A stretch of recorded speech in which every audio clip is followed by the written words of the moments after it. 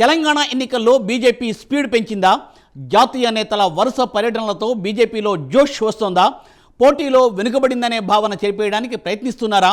BRS, Congress, ఎంఐఎంలను ఒకే ఘాటన కట్టి మాట్లాడడంలో ఆంతర్యం ఏంటి? కాంగ్రెస్కు ఓటు వేస్తే ఎంఐఎంకు వేసినట్లే అని చెప్పడం దేనికి సంకేతం? బీసీ ముఖ్యమంత్రి నినాదం వెనుక వ్యూహం ఏంటి? తాము అధికారంలోకి వస్తే ముస్లిం రిజర్వేషన్లు రద్దు చేస్తామనడం ఎంతవరకు మేలు చేకూర్చనుంది? ఎస్సీ వర్గీకరణకు ఆమోదంతో ఆ వర్గం ఓట్లు గంపగుత్తగా పడనున్నాయా? గెలుపుపై ఆశ లేకపోయినా కమలదళం హంగ్పై కన్నేసిందా?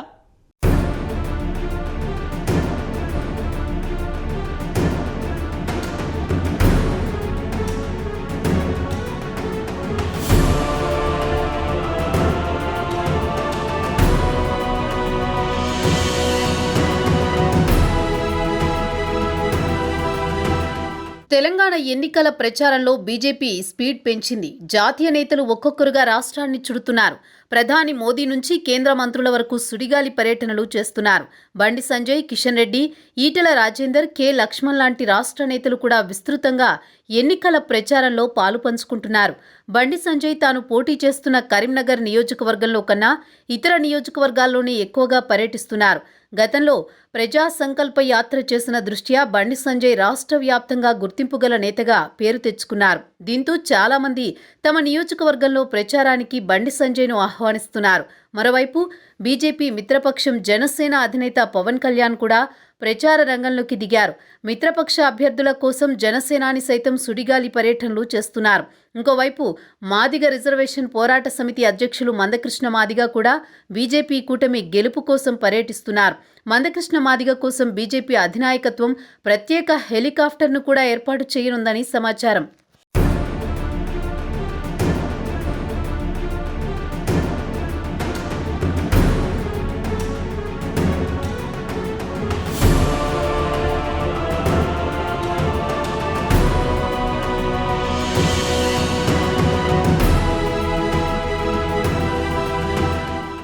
జాతీయ నేతలు కూడా తెలంగాణ ఎన్నికల ప్రచారంలో విస్తృతంగా పాల్గొనడం గమనించదగ్గ విషయం. తెలంగాణతో పాటు 4 రాష్ట్రాలలో ఎన్నికలు జరుగుతున్న నేపథ్యంలో కూడా వీలు దొరికినప్పుడు తెలంగాణ ఎన్నికల ప్రచారంలో పాల్గొంటున్నారు.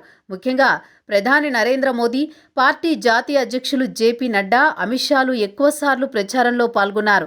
ఇంకా రాజ్నాథ్ సింగ్, స్మృతి ఇరానీ, ప్రకాష్ జవదేకర్ లాంటి నేతలు కూడా ఎన్నికల ప్రచార సభల్లో పాల్గొని వైరిపక్షాలను దుమ్మెత్తిపోస్తున్నారు. ఎన్నికల ప్రచార సభల్లో పాల్గొనడమే కాకుండా ప్రెస్ మీట్లు కూడా నిర్వహించి తాము అధికారంలోకి వస్తే ఏమి చేస్తామో వివరించడం జరుగుతోంది. ఇటీవల కర్ణాటక మాజీ ముఖ్యమంత్రి యడ్యూరప్ప కూడా ఎన్నికల ప్రచారంలో పాల్గొన్నారు.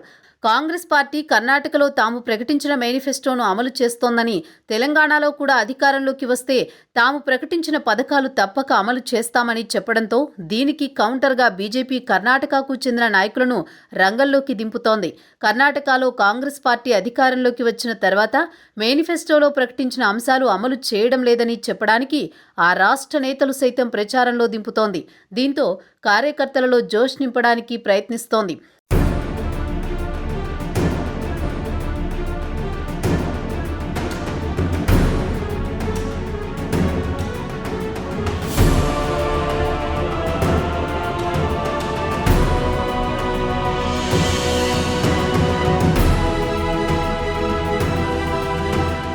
ఏడాది క్రితం తెలంగాణలో బీజేపీ మంచి ఊపులో ఉంది. బీఆర్ఎస్కు తామే ప్రత్యామ్నాయమనే రీతిలో దూసుకుపోయింది. ఒకానొక దశలో అధికారం సైతం చేపట్టనుందని వార్తలు కూడా వచ్చాయి. ఈ క్రమంలో కర్ణాటక ఎన్నికల్లో బీజేపీ ఓడిపోవడం, దాని ప్రభావం తెలంగాణపై పడింది.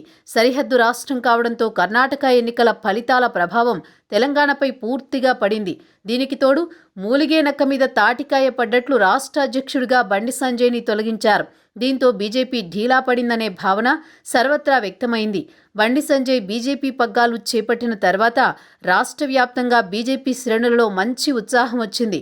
కరడు కట్టిన బీజేపీవాదిగా బండి సంజయ్ తన ప్రసంగాలతో ప్రజలను ఆకట్టుకున్నారు. తర్వాత కాలంలో బీజేపీలో చేరదామని అనుకున్న వాళ్ళు కాంగ్రెస్ పార్టీలో చేరడం జరిగింది. కొత్తగా ఎవరూ బీజేపీలో చేరకపోగా ఉన్న సీనియర్ నేతలు కూడా పార్టీని వీడడం తెలంగాణ బీజేపీకి అసనిపాతంగా మారింది.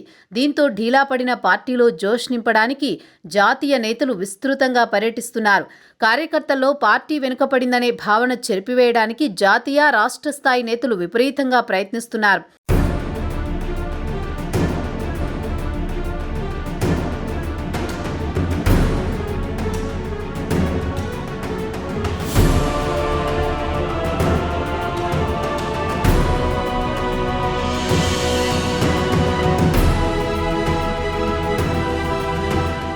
తాజాగా కేంద్ర హోంశాఖ మంత్రి అమిత్ షా తెలంగాణలో సుడిగాలి పర్యటన చేశారు.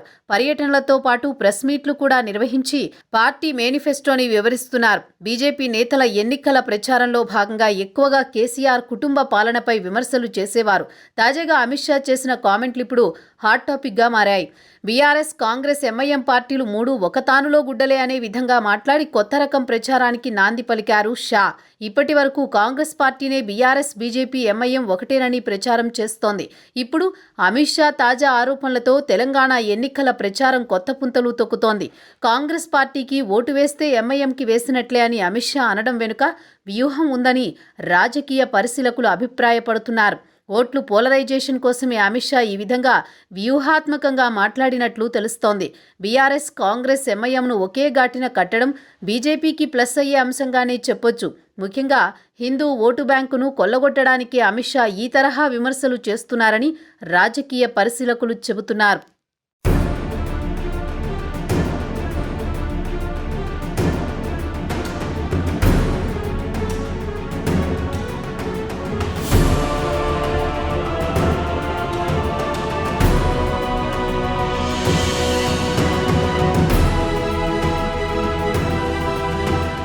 ఏది ఏమైనా ఎంఐఎం పార్టీ ముస్లింలకే ప్రాతినిధ్యం వహిస్తుందని చెప్పొచ్చు. తెలంగాణ ప్రాంతంలో ఆర్ఎస్ఎస్ ప్రభావం ఎక్కువ. హిందుత్వ భావజాలం గ్రామాల్లో సైతం ఎక్కువగా ఉంటుంది. గతంలో నైజాం పాలనలో రజాకార్ల అరాచకాలు ఇప్పటికీ గుర్తుండిపోయే జ్ఞాపకాలుగానే ఉన్నాయి. ఎంఐఎంని ఆధునిక రజాకార్లుగా పోల్చి మాట్లాడడం ద్వారా హిందూ ఓటు బ్యాంకు పోలరైజేషన్ చేయవచ్చనేది బీజేపీ వ్యూహంగా కనబడుతోంది. ముఖ్యంగా గ్రేటర్ హైదరాబాద్, నిజామాబాద్, కరీంనగర్, వరంగల్, మహబూబ్ నగర్, మెదక్ ఉమ్మడి జిల్లాల్లో కొన్ని నియోజకవర్గాల్లో హిందుత్వ భావన ఎక్కువగా ఉంటుంది. దీంతో ఆయా వర్గాల ఓట్లు ఆకర్షించుకోవడానికి బీజేపీ చివరి అస్త్రంగా హిందుత్వ కార్డు ఉపయోగిస్తుందని రాజకీయ పరిశీలకులు అభిప్రాయపడుతున్నారు. అమిత్ షా ప్రెస్ మీట్ పెట్టి మరీ బీఆర్ఎస్, కాంగ్రెస్, ఎంఐఎం పార్టీలు ఒకటే అని చెప్పడం వ్యూహాత్మకమని చెప్పొచ్చు. ఎన్నికల పోలింగ్ దగ్గర పడుతున్న కొద్దీ తమ వ్యూహాలకు పదును పెడుతుంది బీజేపీ. దీనిలో భాగంగానే ముస్లింల రిజర్వేషన్స్ రద్దు చేయడం ఒకటి.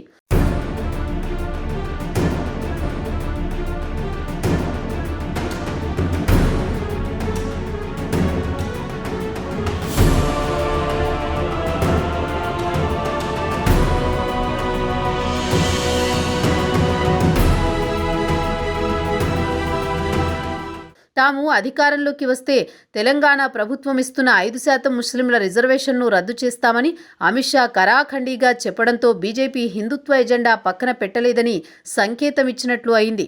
మతపరమైన రిజర్వేషన్లకు మొదటి నుంచి బీజేపీ వ్యతిరేకం. దేశంలో ఏ రాష్ట్రంలో కూడా మతపరమైన రిజర్వేషన్స్ లేవు. అలాంటిది ఉమ్మడి ఆంధ్రప్రదేశ్ రాష్ట్రంలో వైఎస్ రాజశేఖర రెడ్డి సీఎంగా ఉన్న కాలంలో ముస్లింలకు 5% రిజర్వేషన్స్ కల్పించారు. రాష్ట్ర విభజన తర్వాత కూడా 2 రాష్ట్రాలు ఆ రిజర్వేషన్ కొనసాగిస్తున్న సంగతి అందరికీ తెలిసిందే. ఈ క్రమంలో ఎన్నికల వేళ బీజేపీ మరోసారి ఈ విషయంపై మాట్లాడడం చర్చనీయాంశమైంది. ఈ నేపథ్యంలో రిజర్వేషన్ పొందుతున్న మిగతా వర్గాల ఓట్లు ఎంత మేరకు బీజేపీకి పడనున్నాయనేది ఖచ్చితంగా చెప్పే పరిస్థితి కనబడ్డం లేదు. అయినప్పటికీ దీనిని ఒక అస్త్రంగా బీజేపీ వాడుతోంది. దీని ప్రభావం ఎంత మేరకు పడుతుందో తెలియాలంటే ఎన్నికల ఫలితాల వరకు వేచి చూడాల్సిందే అంటున్నారు రాజకీయ విశ్లేషకులు.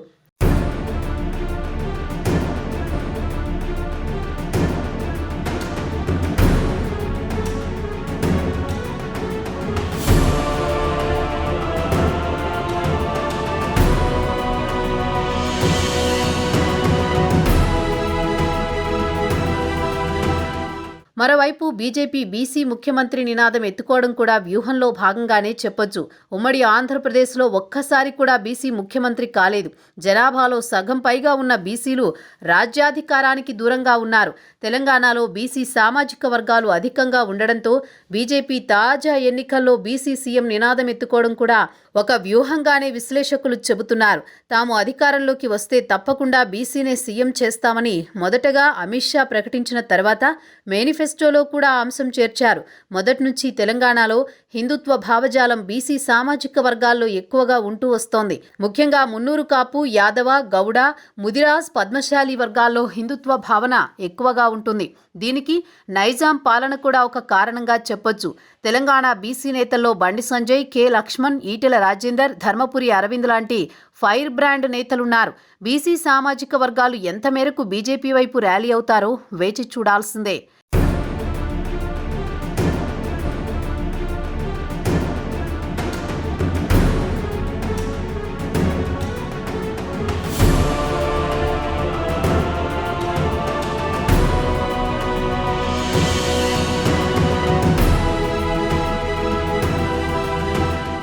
ఇంకోవైపు ఎస్సీ వర్గీకరణకు ఆమోదం తెలపడంతో ఆ సామాజిక వర్గాలను కూడా ఆకర్షించడానికి బీజేపీ ప్రయత్నిస్తోంది.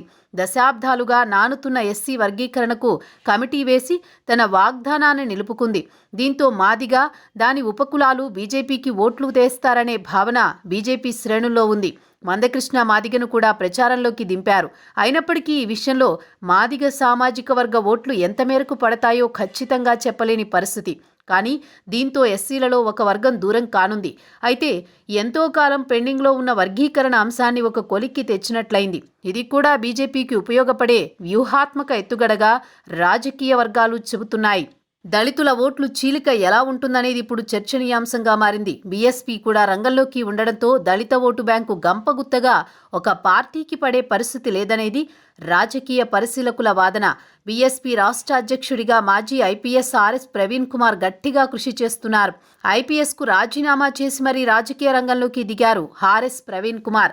తానే స్వయంగా ఆదిలాబాద్ జిల్లాలోని సిర్పూర్ నుంచి బరిలోకి దిగారు. ఈ క్రమంలో బీజేపీ ఎస్సీ వర్గీకరణ మంత్రం ఎంత మేరకు ఉపయోగపడుతుందో వేచి చూడాల్సిందే.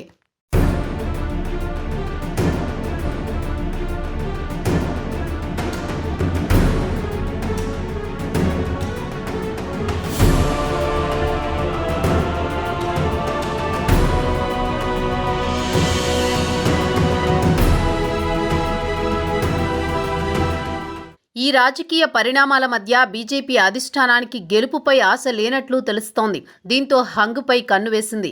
తెలంగాణ ఎన్నికల సందర్భంగా బీజేపీ జాతీయ ప్రధాన కార్యదర్శి బిఎల్ సంతోష్ నోట హంగ్ అనే పదం రావడం రాజకీయంగా చర్చనీయాంశమైంది.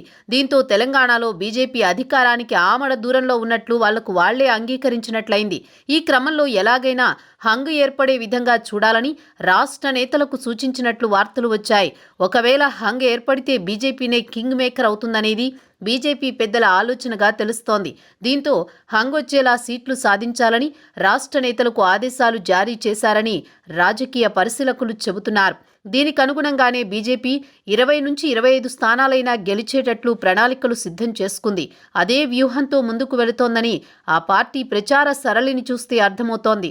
కాంగ్రెస్, బీఆర్ఎస్లు హోరాహోరీగా పోటీ పడుతున్న నేపథ్యంలో హంగ్పై కూడా రాజకీయ వర్గాల్లో చర్చ జరుగుతోంది.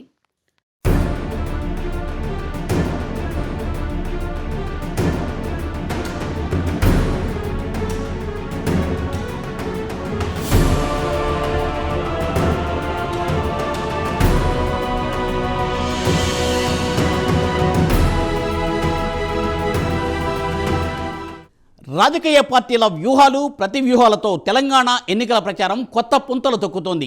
బీజేపీ, కాంగ్రెస్ పార్టీల జాతీయ నేతలు ముమ్మరంగా ప్రచారం చేస్తున్నారు. మిగిలిన రాష్ట్రాల ఎన్నికల ప్రక్రియ పూర్తి కావడంతో అందరి దృష్టి తెలంగాణ రాష్ట్రంపై పడింది. ప్రచారంలో బీజేపీ కూడా ముందుంది. కాంగ్రెస్ పార్టీ గత ఏడాది నుండి పుంజుకోవడంతో తెలంగాణ రాష్ట్ర రాజకీయాలు ఆసక్తికరంగా మారాయని, ఏ పార్టీ విజయం సాధిస్తుందో తెలియాలంటే డిసెంబర్ 3వ తేదీ వరకు ఆగాల్సిందే.